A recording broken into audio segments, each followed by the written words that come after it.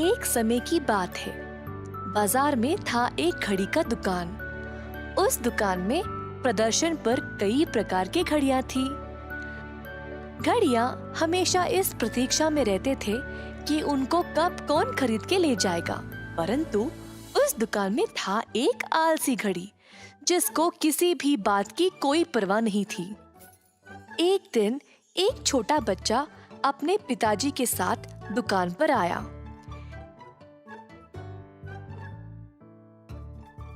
इतने प्रकार की घड़ियों को देखकर वह आश्चर्य रह गया। पापा, देखो कितने अच्छी घड़ियां हैं इधर।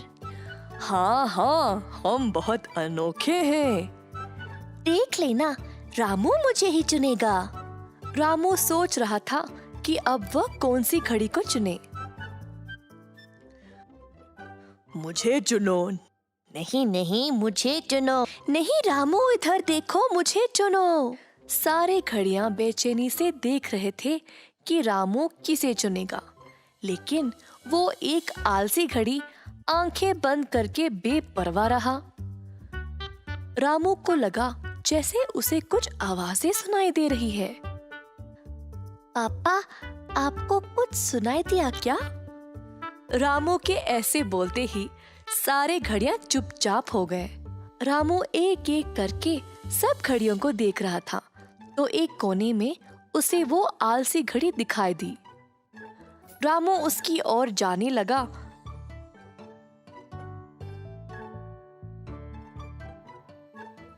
तो पीछे से बाकी घड़ियां हैरान हो गए। बच्चे, उसके पास क्यों जा रहे हो? उसको मत चुनो। हाँ, वो बहुत ही चिड़चिड़ा है।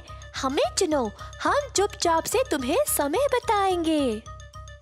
जैसे रामू उस घड़ी के पास गया, घड़ी ने अपनी आंखों को टेढ़ा कर लिया ताकि रामू उसको ना चुने। प्रार्थना करने लगा कि अब रामू उसे खरीद ना ले। हे भगवान, यहाँ बहुत शांति है। जब मन करे आराम से सो सकता हूँ। कुछ तो करो भगवान।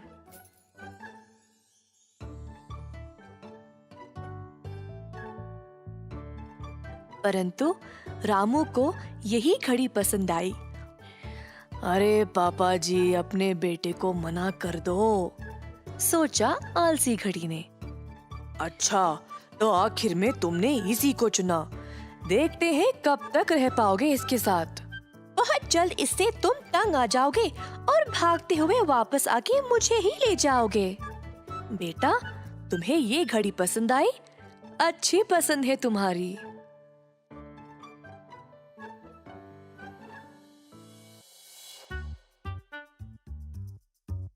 रामू अपनी पसंद से बहुत ही प्रसन्न था।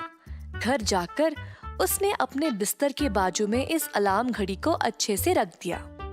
हर रोज रामू घड़ी को साफ करता था और ध्यान से रखता, परंतु घड़ी रामू पर चिढ़ता ही रहा। एक रात रामू रोज की तरह घड़ी को साफ करके अलार्म सुबह के 7 बजे के लिए रखा और सो गया। रामू के सोने के बाद धीरे से घड़ी ने अलार्म का समय 8 बजे में बदल डाला।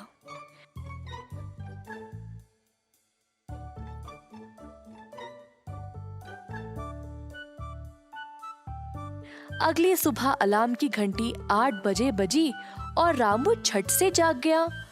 समय देखा तो आश्चर्य रह गया। मैंने तो 7 बजे के लिए रखा था, 1 घंटा देर से कैसे बजा ये? गलती से मैंने ही रखा होगा। उफ, बहुत देर हो गई, पापा गुस्सा करेंगे। रामू जल्दी जल्दी तैयार हुआ और स्कूल के लिए निकल पड़ा। उस रात फिर से रामू ने ध्यान से 7 बजे के लिए अलार्म रखा और सोने चला। अब मैं कल समय पे जागूंगा। घड़ी ने रामू का गहरी नींद में जाने तक इंतजार किया और फिर धीरे से अलार्म 8 बजे के लिए बदल दिया।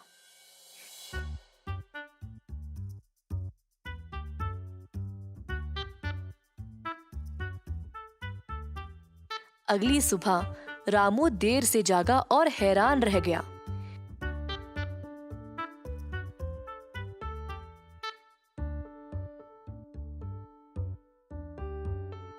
पीछे से रामू के पापा उसे पुकार रहे थे क्योंकि स्कूल के लिए देर हो चुकी थी।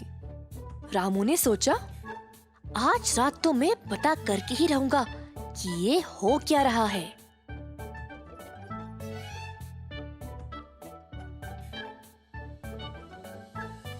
उस रात रामू ने फिर से अलार्म 7 बजे के लिए रखा और बिस्तर पर लेट गया। अब मैं देखता हूँ कि बीच रात में कौन आके समय बदल रहा है। रामू सोया नहीं, बस सोने का नाटक कर रहा था। घड़ी को लगा कि रामू सो गया और वह धीरे से समय को बदलने लगा। रामू को कुछ आवाज सुनाई दी और वह आश्चर्य रह गया। चुपके से आंखें खोलकर नजर डाला तो रामू ने देखा कि ये घड़ी खुद ही अपने कांटों को हिलाकर समय को बदल रहा था।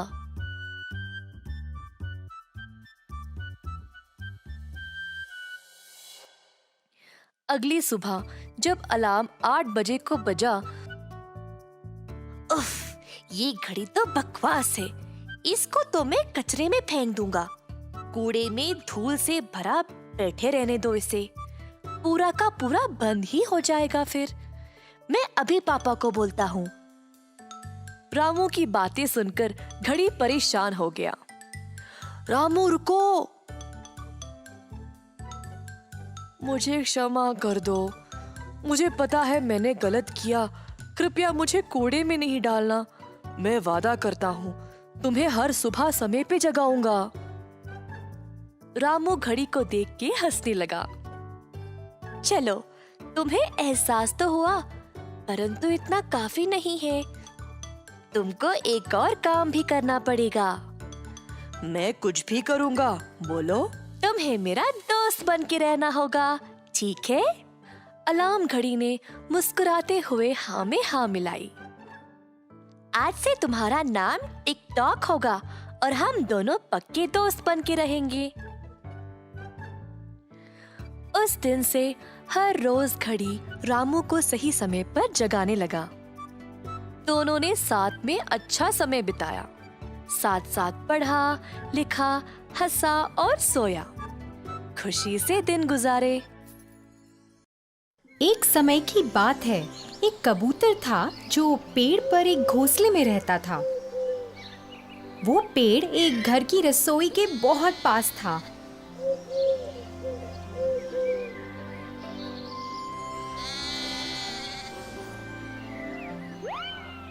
और उसमें काम करने वालों को कबूतर बहुत पसंद था। वो लोग अक्सर उसे दाना डालते थे और उसका खूब ख्याल रखते थे। कबूतर अपनी जिंदगी से खुश था और उसे अपने घर से बहुत प्यार था। उस पेड़ के पास एक और पेड़ था जिस पर एक कौवा रहता था। वो बहुत ही आलसी था और सबको परेशान भी करता रहता था। वो दूसरे पंछियों का खाना ले लेता था और कभी उनका घोंसला भी खराब कर देता था क्योंकि उसे खुद मेहनत करने में आलस आता था। एक दिन कौवे ने कबूतर को उस रसोई से खाना लाते देखा। उसने देखा कि रसोई में काम करने वाले कबूतर के प्रति बहुत दयालु हैं और उसे भी ऐसा आराम चाहिए था। फिर एक सुहानी सुबह का दिन था जब कबूतर अपना घोंसला साफ कर रहा था और अपनी पसंदीदा धुन गुनगुना रहा था। जब वो अपने घोंसले के लिए नई झाड़ियां उठा रहा था, तभी उसका पैर घास में फंस गया। वो अपना पैर निकालने के लिए बहुत संघर्ष कर रहा था। फिर अचानक उसने ऊपर उस काले कौवे को देखा। फिर कौवा बोला, हेलो दोस्त, ऐसा लगता है कि तुम फंस गए हो। क्या मैं तुम्हारी मदद कर सकता हूँ? कोई बात नहीं, मैं ठीक हूँ, कबूतर ने कहा। अरे छोड़ो, मैं तुम्हें बाहर निकालता हूँ। कौवे ने झाड़ियों को खींचा और कबूतर का पैर बाहर आ गया। शुक्रिया दोस्त, तुम्हारा दिन खुशहाल रहे, कबूतर ने कहा। फिर जैसे ही कबूतर उड़ने लगा, कौवे ने उसे रोका। थोड़ा रुको दोस्त, शायद तुम मेरी मदद कर सकते हो। बस एक छोटी सी बेनती है, क्या हम दोस्त बन सकते हैं? फिर कबूतर बोला, हाँ, हम शायद दोस्त बन सकते हैं। अरे वाह, अब दोस्त तो सबका मिल बांट कर करते हैं। मैंने सुना है तुम्हारा घोंसला बहुत बड़ा और सुंदर है। चलो वहाँ चलते हैं, कौवा बोला। कबूतर थोड़ा हिचकिचाया मगर मान गया। दोनों उड़ चले। जब कौवे ने घोंसला देखा, वो बहुत खुश हुआ। कौवे को उस घोंसले में बहुत आराम मिला और उसने पूरा लुत्फ उठाने का सोचा। कबूतर ने उसे वहाँ रहने को और साथ में समय बिताने को कहा, जिससे वो खेलकूद और लोगों के बारे में गपशप कर सकें। पर जब खाने का समय हो गया, कौवे को अपने लिए खाने की तलाश करनी थी और अपना ध्यान रखना था। कुछ दिन बाद कौवा बहुत ही परेशान हो गया। जब वो कबूतर को अपना सारा खाना खुद खाते देखता, वो चाहता था कि कबूतर उसके लिए भी खाना लेकर आए, पर ऐसा ना हुआ। कौवा मांस खाना चाहता था, मगर कबूतर तो रसोई से सिर्फ दाने लेकर आता। कौवे से इंतजार नहीं हुआ और उसने तय किया कि वो खुद रसोई में खाना लाने जाएगा। एक दोपहर वो चिमनी से नीचे रसोई में गया। उसे मच्छी बनने की खुशबू आई और वो रुक ना पाया। उसने थोड़ा सा चखा और फिर थोड़ा और। फिर वो लालची हो गया और सारी मछली खाना चाहता था। इसी दौरान वो थाली जमीन पर गिर गई। घर के लोगों ने आवाज सुनी और भागते हुए रसोई में आ गए। कौवा थर-थर कांपने लगा और भागने की कोशिश करने लगा, मगर बहुत देर हो चुकी थी। एक आदमी ने उसे पकड़ लिया और दूसरे ने कटोरे से कौवे के सर पे मारा। तो बच्चों, आपने देखा कैसे लालच और स्वार्थ किसी को भी मूढ़ बना सकता है। हमें उम्मीद है ये कहानी आपको बहुत पसंद आई होगी। धन्यवाद।